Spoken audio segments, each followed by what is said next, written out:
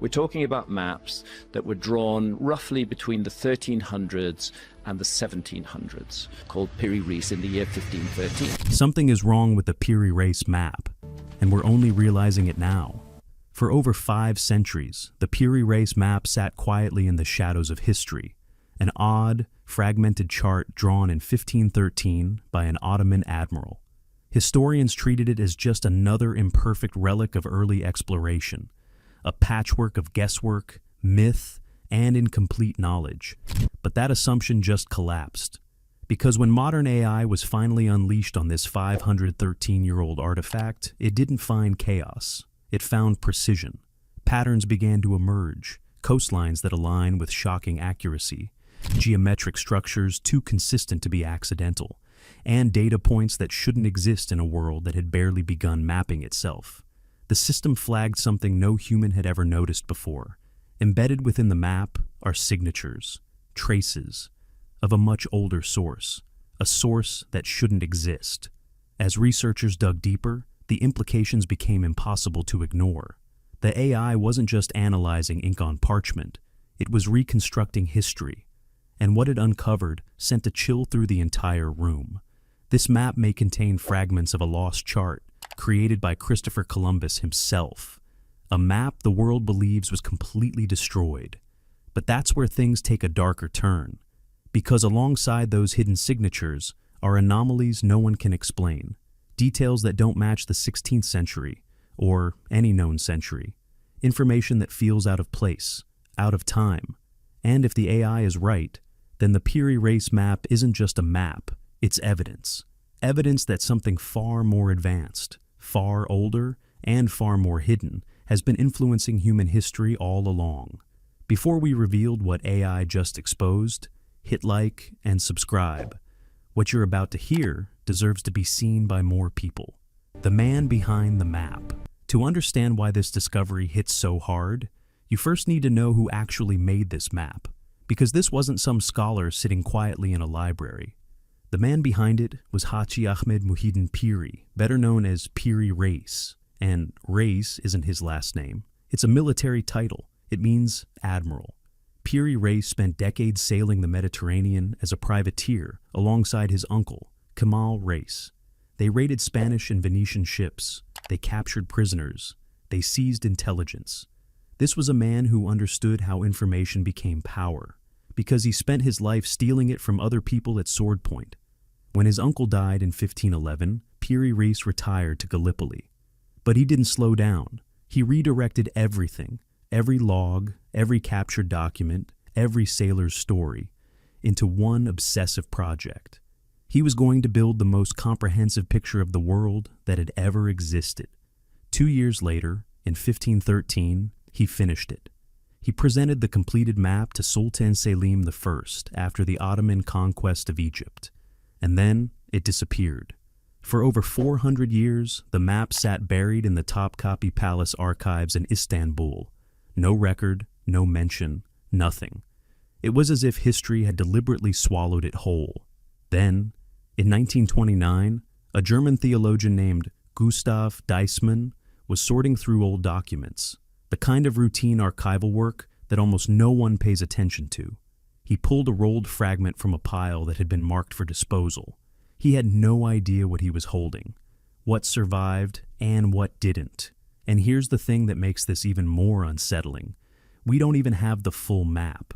Only about 1/3 of the original survived. The fragment that exists today measures roughly 87 by 63 centimeters, drawn on gazelle skin. It's a portolan chart, covered in compass roses and rhumb lines, the navigational tools sailors used to plot courses across open water before modern coordinates even existed. This wasn't decorative, this was a working document built to be used. The surviving piece shows the Atlantic Ocean, parts of Western Europe, the African coast, and, most critically, incredibly detailed coastlines of South America and the Caribbean. Today it's a UNESCO Memory of the World document housed at Topkapi Palace. They rarely put it on display. The gazelle skin is simply too fragile, but what Piri Reis wrote in the margins of that map, That's what sent historians into a century-long spiral they still haven't fully climbed out of. The confession that changed everything. Most mapmakers in 1513 kept their sources completely secret. Knowledge was currency. You didn't give it away. But Piri Reis did something no one else was doing at the time. He wrote directly on the map, in Ottoman Turkish, exactly where his information came from. He listed approximately 20 source documents, 8 Ptolemaic maps from ancient Greek geographical texts, and 4 Portuguese charts covering India and China, an Arabic map, ancient Alexandrian sources. But one line stopped historians cold. He stated plainly that he had used a map drawn by Christopher Columbus for the western regions of the chart. Let that sit for a second. Christopher Columbus made 4 voyages to the Americas between 1492 and 1504. He kept detailed logs. He made careful observations. He almost certainly drew charts of everything he found. And yet today, not a single map drawn by Columbus has ever been found. Not one. They are all gone, lost to fire, to decay, to the general chaos of history. So, when a 16th century Ottoman admiral casually mentions that he used a Columbus chart as a primary source, that's not a footnote, that's an earthquake. But here's the problem historians ran into for decades. Claiming it and proving it are two very different things. Was Piri Reis telling the truth? Or was he embellishing his credentials to impress a sultan? That question sat unanswered for nearly 500 years, until the AI got involved. The algorithm that found a ghost. The technique researchers used is called georectification. The concept sounds technical, but it's actually straightforward. You take the old map, digitally overlay it onto accurate modern coastlines, and let the algorithm calculate, with mathematical precision, exactly where the historical map aligns with reality and exactly where it distorts. When they ran it on the Piri Reis map, the results didn't just confirm what they suspected. They revealed something the human eye had never been able to catch. The distortions weren't random. Different sections of the map showed completely different distortion patterns, as if they had been drawn at different scales, using different projection methods, by entirely different hands. The Caribbean section warped one way. The European coast warped differently. The African coastline behaved differently still.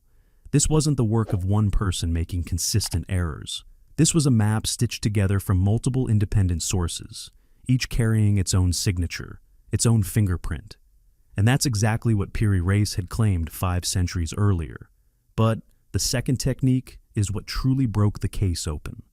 Pattern recognition and a dead man's handwriting.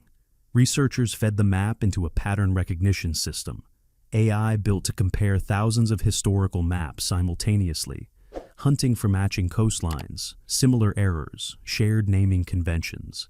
When the algorithm focused on the Caribbean section of the Piri Reis map, it found something deeply strange. The coastline configurations didn't match any other surviving map from that period. The curve of certain islands, the positioning of specific landmasses, the particular way certain geographical features were drawn and distorted. These patterns were unique, orphaned. They pointed to a source that no longer exists anywhere in the historical record. Cartographic historian Gregory McIntosh spent years working through every detail of this map. His conclusion, laid out in his definitive scholarly book, was precise and unflinching. The Caribbean section displays the earliest, most primitive, and most rudimentary cartography of those islands.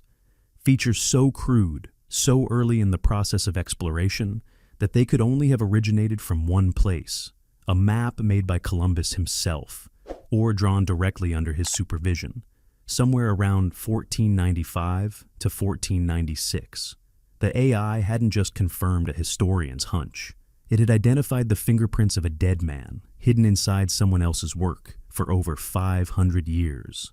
The forensic evidence, detail by detail. Now, this is where it stops being abstract and starts being almost uncomfortably specific.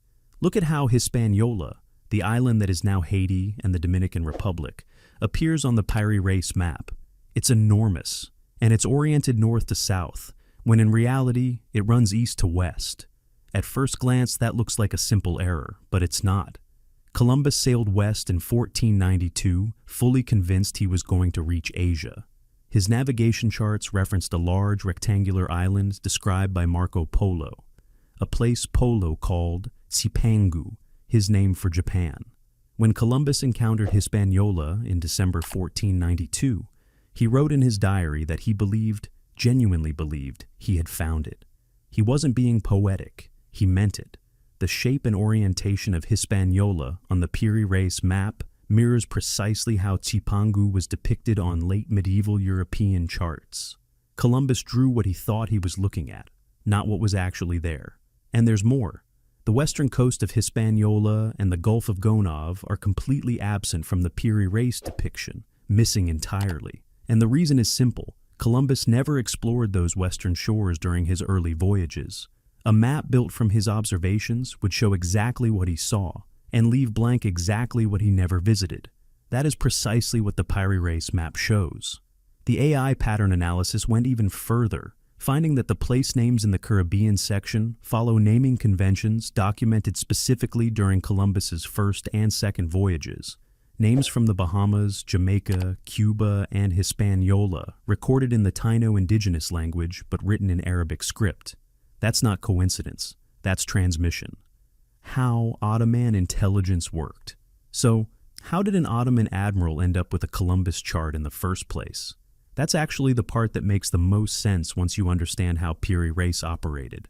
He wrote about it directly on the map. His uncle, Kamal Reis, had captured a Spanish sailor during a naval engagement, a sailor who had actually sailed with Columbus. This prisoner almost certainly carried navigational materials with him, possibly a copy of Columbus's chart itself. That's how Ottoman naval intelligence functioned. You didn't just take the ship, you took everything on it, the logs, the charts, the instruments, the men who knew how to use them. And it raises a question that historians are only beginning to seriously ask. How many other lost European maps, lost navigational records, lost geographical discoveries might be sitting in Ottoman and Egyptian archives right now? Unrecognized, uncategorized, waiting for someone with the right tools to look at them properly? Because if this much was hidden inside the Piri Reis map, the implications for what else might be out there are enormous. The conspiracy theories that almost buried the truth. Now, before we go further, we have to address something because if you've heard about this map before, what you heard was probably very different from everything we've covered so far. The most famous claim about the Piri Reis map has nothing to do with Columbus. It's the idea that the map shows Antarctica, not the ice-covered Antarctica we know today, but Antarctica without its ice cap, the way it might have looked tens of thousands of years ago. The claim implies an ancient advanced civilization existed before the last ice age, mapped the entire planet, and somehow passed that knowledge down. This theory was popularized in 1965 by Professor Charles Hapgood. Erich von Däniken amplified it. Graham Hancock built an entire career around it. It's also completely wrong. Here's the straightforward problem. The landmass at the bottom of the Piri Reis map connects directly and continuously to South America. There is no break, no gap, no Drake Passage separating them. If that southern landmass were Antarctica, it would require South America and Antarctica to be physically joined at Uruguay. That isn't a minor geographical inconsistency. That's a fundamental impossibility. The southernmost feature that can actually be identified on the map is the coast of Brazil near Canania. That's thousands of miles from Antarctica. And Piri Reis himself described the southern regions in his margin notes as warm, inhabited, and full of large snakes. Antarctica. Does that description bring Antarctica to mind? What the southern landmass actually represents is Terra Australis Incognita, the unknown southern land. This hypothetical continent appeared on virtually every world map from the 1400s through the 1700s, not because anyone had found it, but because ancient Greek geographical theory held that a large southern landmass had to exist to counterbalance the weight of the continents in the north. Piri Reis was following standard cartographic convention for his era. Nothing more, nothing less. The real story, the Columbus connection, the forensic evidence, the AI fingerprinting, nearly got completely buried under decades of pseudoscience. which makes it all the more remarkable that the truth survived long enough for the technology to finally catch up to it. What the AI actually proved. So, let's be completely clear about what modern AI actually found when it analyzed this map. Not aliens, not Atlantis, not ancient astronauts. Something that is, in its own way, far more extraordinary than any of that. An Ottoman admiral in 1513, working from a military career built on intelligence gathering and strategic thinking, created what may be the most sophisticated synthesis of geographical knowledge ever assembled in that period. He pulled from Portuguese naval charts, Arabic geographical scholarship, ancient Greek Ptolemaic sources, and, through the very specific mechanism of captured Spanish intelligence, almost certainly from a chart drawn by Christopher Columbus himself. He merged Eastern and Western cartographic traditions at one of the most pivotal moments in human history, when empires were racing to understand and control lands they had only just begun to discover. And in that synthesis, he preserved knowledge that would otherwise have vanished from history entirely. The georectification algorithms let researchers finally pull the map apart at the seams, to identify which section came from which source, to trace the different projection methods back to their origins, to see how the pieces were assembled. And the pattern recognition systems identified something no human eye had ever been able to isolate: the fingerprints of a Christopher Columbus chart, a dead man's work, hidden inside another man's map, sitting undiscovered for 5 centuries, waiting for technology that wouldn't exist for another 500 years after it was made. Think about the full arc of that for a moment. A map drawn on gazelle skin in 1513, presented to a sultan, lost in an archive, nearly destroyed, discovered by accident in 1929, debated, distorted, mythologized, and misunderstood for nearly 100 years after that. And then, finally, read correctly. The Piri Reis Map doesn't prove that ancient civilizations were mapping the Earth from the air. What it proves is something quieter, and in some ways more unsettling. It proves that humans in 1513 were more connected, more sophisticated, and more capable of synthesizing knowledge across cultures and continents than we have ever given them credit for. It proves that information we assumed was lost forever sometimes isn't. It's just waiting, hidden inside something else, in a form we didn't yet know how to read. And it forces us to ask a question that doesn't have a comfortable answer. If this much was sitting undiscovered inside one fragment of one map, what else are we still missing? If this kind of evidence-based investigation is your thing, subscribe. We dig into lost maps, forgotten archives, and what AI is uncovering about history every single week. And drop your thoughts in the comments. Do you think there are more Columbus charts out there, buried inside maps we haven't looked at closely enough yet? Because based on what we just found, the answer might be yes.